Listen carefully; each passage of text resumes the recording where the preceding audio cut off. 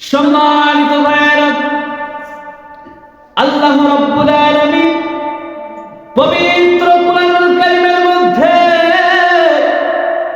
অতি চমৎকার ভাষায়, সুন্দর ভাষায় বলে দিয়েছি, ইয়া আইয়ুহাল্লাযীনা আমানু তুবু ইলাল্লাহি তাওবাতান নাসুহা। মুসলমানেরা, ছোট সন্তান ভাইয়েরা, শুনলে বড় অবাক হয়ে যাবেন। আজকে আমি ছোট্ট একটা বিষয় নিয়েছি, বিষয়টা হলো তাওবা। বিষয়টার নাম কি? এই তাওবা জিনিসটা কেমন, এই তাওবা করলে লাভ কি, আর তাওবা কারাই বা করবে, তাওবা করলে উপকারটা কি, তাওবা আপনি কেনই বা করবেন?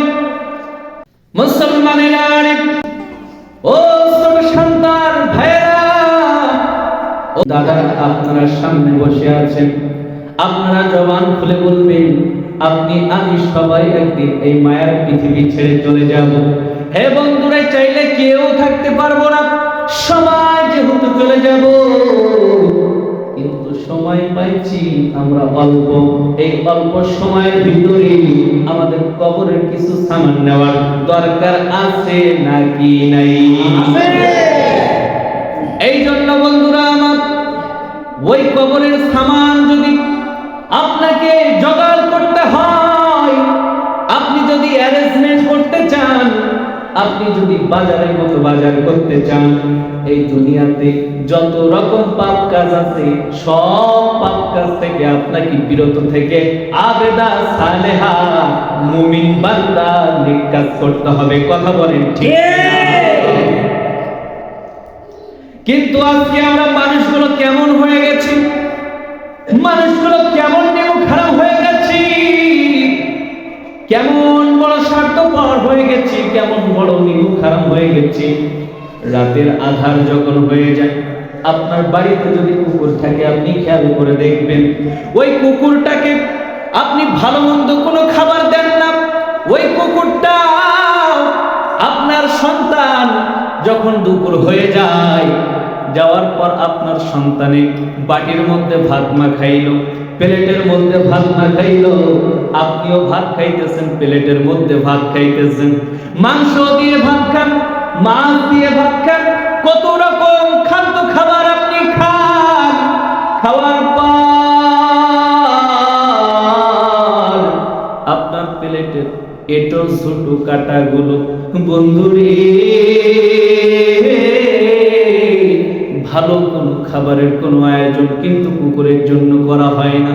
আপনি মাংস খেয়েছেন, মাংস খাওয়ার পর হাড্ডিগুলো রেখেছেন, আপনি মাছ খেয়েছেন, মাছ খাওয়ার পর মাছের কাঁটাগুলো রেখেছেন, রাখার পর একটা ময়লা পাত্রে করিয়া ওই কুকুরটার সামনে ভালোভাবে দেন না, ফিক্কা মেরে দেন, এ কুত্তা তুই খা। ওই কুকুরটা তোমার এটো ছোটো সন্তানের কাটাকুটু খাইয়া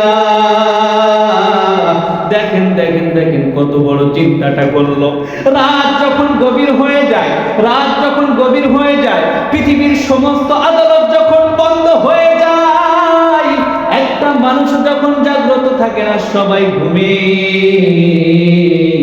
আর আপনি যখন ঘুম থেকে উঠবেন, ওঠার পর ওয়াশরুমের দিকে যখন আপনি যেতে যাবেন প্রস্রাব করার জন্য, পায়খানা করার জন্য, ওই রাতের মধ্যে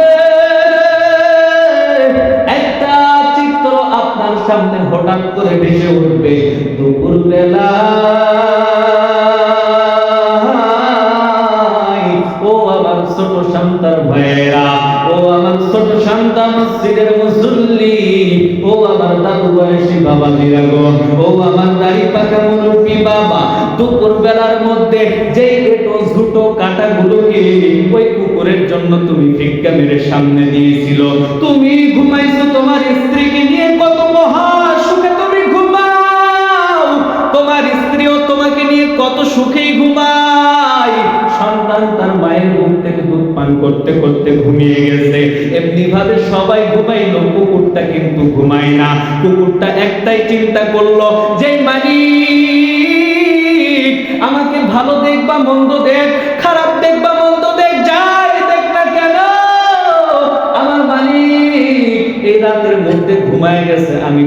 ঘুমাবো না। আমি কুকুর কি করব? আমি কুকুর আমার মালিকের বাড়িটা পাহারা দিব। কেন পাহারা দিব? যদি কোনো চোর, যদি কোনো ডাকাত এসে আমার মালিকের বাড়ি থেকে মাল সামান নিয়ে যায়, আমি কুকুর কিয়ামতের দিন বড় অপরাধী হয়ে যাব। একটা কুকুর কত বড়ই না চিন্তা করলো। আর আজকে আমরা মানুষ হইয়া কোনো চিন্তা নাই যে আল্লাহ তোমাকে খাওয়ায়, আমাকে খাওয়ায়।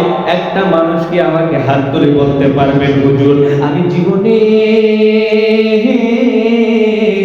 একটা রাত্র আমি মসজিদের মধ্যে কাটাইছি আল্লাহকে পাওয়ার জন্য, শুধুমাত্র আল্লাহর জন্য কেঁদেছি, শুধুমাত্র জীবনের গোনার জন্য কেঁদেছি, শুধুমাত্র স্ত্রী সন্তান মা বাবার ভালোবাসাও ত্যাগ করে আমি মসজিদের মধ্যে কাটাইলাম আল্লাহকে পাওয়ার জন্য? না না না বন্ধু, কখনো করো নাই।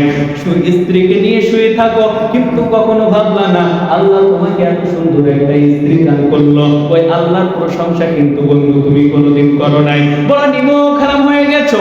এই জন্য আজকে এই মসজিদ থেকে আপনারা তওবা করে নেন। জীবনে যত